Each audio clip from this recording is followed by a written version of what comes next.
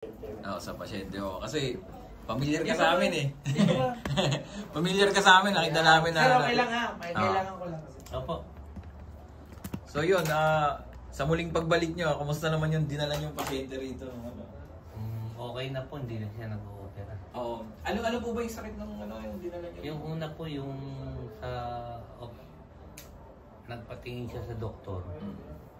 Tapos nagpa-second opinion siya. Talagang operahan siya. May sa puso. Sa puso. Ano bang sakit niya sa puso? Yung barado yung ugat. Ilan mo ang para? Tatlo. Tatlo.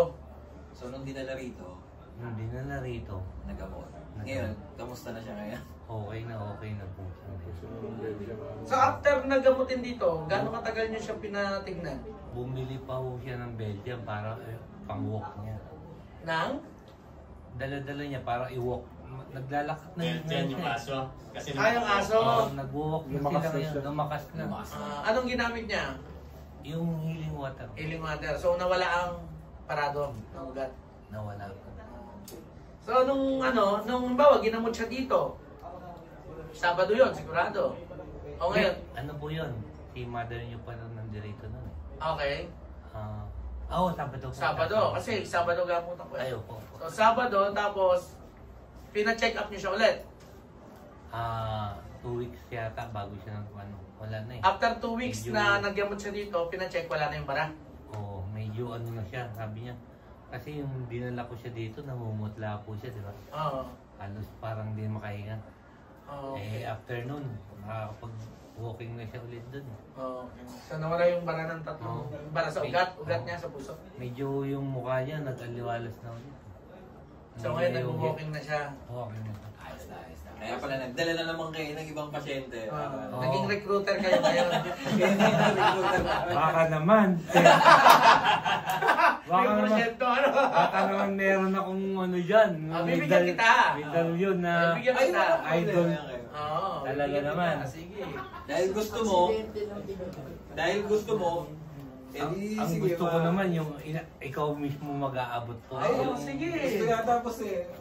Yung meron pong galing po sa inyo kasi before po, di ba, dumaan ako dito. Bumili na rin po ako ng medalyon. Kaya lang yung unang-una po, yung nabili ko, yung parang may plastic coated.